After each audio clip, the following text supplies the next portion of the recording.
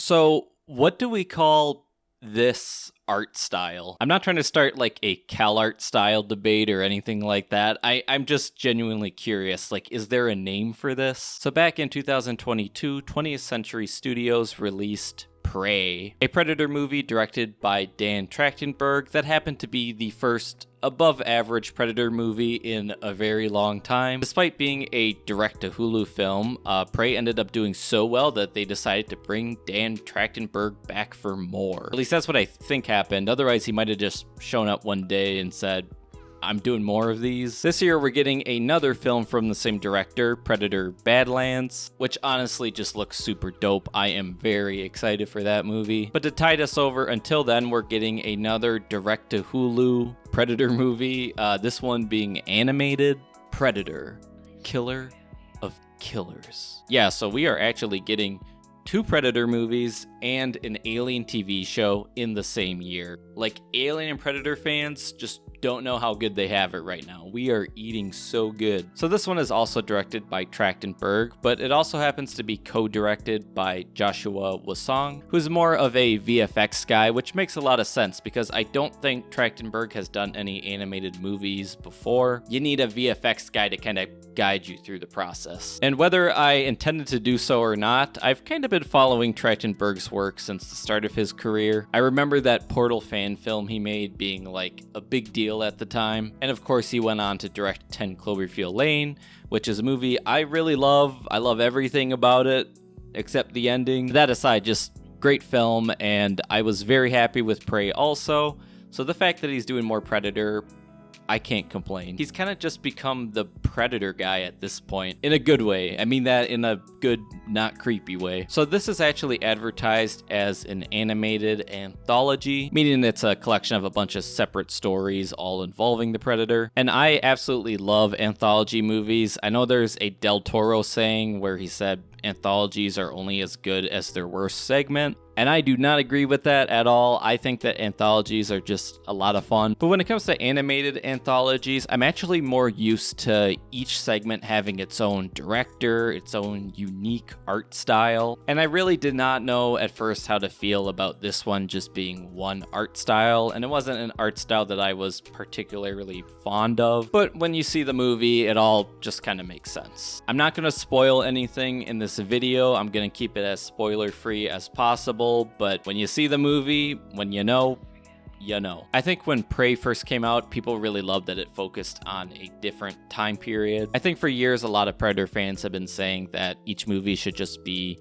its own setting, different time period, different place. Basically, what you want to do is you just want to make a movie and then have the Predator show up and ruin everything. Or Yachtja if you want to be more specific. And this movie really felt like they listened to that. Like, each segment here could have been its own movie, but they decided to make it an anthology, and you know what? That works. I am cool with that. So the movie takes place across 3 different time periods. Well, 4, but I'm not going to get into that. The first segment, The Shield, takes place in Scandinavia. This follows a Viking woman and her son who are on a quest for revenge to kill the man who killed her father, and then the Predator shows up. That's really it. I mean, none of these stories are really too complex, but I think the simplicity of it is what makes them work. They really do manage to convey a lot in a small amount of time. There is some amazing action here. I am a sucker for like animated animation because there's really just no limits to what you can do. There's some real love, death, and robot vibes going on here. The second segment,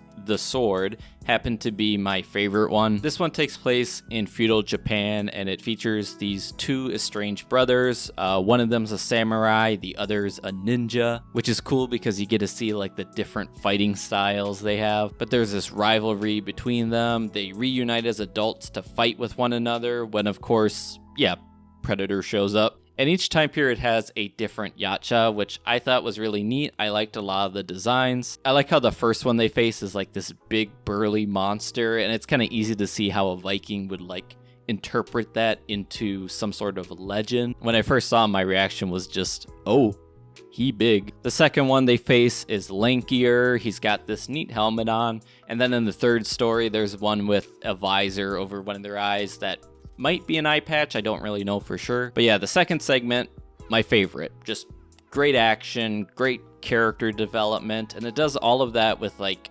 visuals alone. There is barely any dialogue in this segment, and you just understand everything you need to know about these characters through facial expressions. It's pretty great character designs and animation. And when this movie first started, I very much did not like the art style. It was kind of like Spider-Verse or Arcane, but at a different frame rate and not as impressive. It was a lot more polygonal, like it's in this weird state that's kind of between a PS2 and a PS3 game. They do a lot of those like painted textures over everything, which I always like seeing that in animation, but sometimes it just looks off. There's like a Viking guy they kill in the first part that has this really like neatly trimmed beard, and that I didn't like, but I got used to it pretty quickly. And I think that even though the designs are a bit odd, it's really the animation itself that carries it. The third segment, The Bullet, starts off in America during World War II. It features a young Hispanic boy who is drafted into the Navy. There's nice bits of character development early on. In a short amount of time, you get to learn about him and his connection with his dad. Simple stuff, but I mean, that's really all you need. This was my least favorite section of the whole movie, but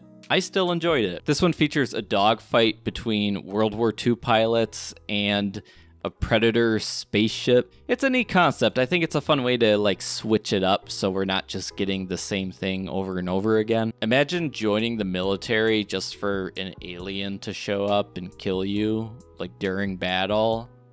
What a cruel twist of fate. Now, I'm not really a big fan of like aerial combat. Usually when I'm watching something like Star Wars, I kind of doze off during those scenes. But they did do some more interactive stuff with it. Like the main character is trying to fix the wing of the plane while it's flying, and he's like climbing onto the wing while it's moving through the air, which also ties into some themes earlier from this segment. But I did just watch Mission Impossible: The Final Reckoning, so maybe my expectations were set a little too high. I kept looking at what he was doing and just shaking my head like, no, that's not possible. That's not how that works. But you know what? It's animation. Who really cares? I also wasn't really a big fan of the main character. He's kind of the plucky, young, adventurous type. I don't know. He felt kind of childish. Like it felt like a character that could belong in a little kid's movie, but he was fine. Just not my favorite. And the film obviously is not just those three segments. There's a little bit more to that, but for the sake of spoilers, I won't get into it. I think what they do is pretty wild and creative, and it reminds me of the 2010 Predators movie. Speaking of that film, the two Japanese brothers in this film are actually voiced by Louis Ozawa. He's the guy who played the Yakuza dude from that movie, so just kind of a neat little Easter egg. Maybe it's an Easter egg, maybe it's supposed to imply that he's like a descendant of them. I mean, possible, but they don't really get into it, and I'm perfectly fine with that. But overall, I just had a ton of fun watching this movie. Like, I went into this with pretty low expectations, just kind of expecting a fun, cheap, animated movie to tide us over until the theatrical film comes out. But what I got was actually one of the better Predator movies. This was impressive. It's got great animation, a great concept, well-rounded characters, and a ton of violence. It knew exactly what Predator fans wanted, but it wasn't annoying about it. It wasn't just like shoving fan service down your throat. It was just thinking, okay, what would a Predator fan probably want to see? Somebody just said, hey, let's make a good movie, and sometimes that's all you need. And something about the action in it really just brought me back to my childhood. There was a time when all I really cared about from a movie was the action. A good example being Alien vs. Predator, which was actually the first Alien or Predator movie that I saw. And as a kid, I just absolutely loved it because it was just senseless violence. It was stupid, but fun. I've said this before and I'll say it again. Sometimes all a movie has to do is look cool, and that's enough. I think this is like a good example of it, although I won't say that it's without any effort. They definitely put a ton of effort into this. There is some stuff in this in the credits that directly ties into Badlands, I assume. At least I think it's going to connect to Badlands. We'll see what happens. There's a rumor going around that Disney is trying to tie Alien and Predator into one another. You know, start a new cinematic universe, which, you know, I'm so sick of cinematic universes, but if you're doing it with Alien and Predator, then You got me. I'm not sure how it's going to play out or if it will be done very well, but you know, if it happens, I'm just hoping for the best. You know, it's surprising that The Predator got an animated movie before Alien did. Like, I feel like Alien would lend itself so well to an anime art style. I mean, what's up with that? Anyway, I do recommend this movie, especially if you are an Alien or Predator fan, or if you just love action cartoons. So thanks to everyone who watched this video. I hope to see you all again sometime soon. Goodbye.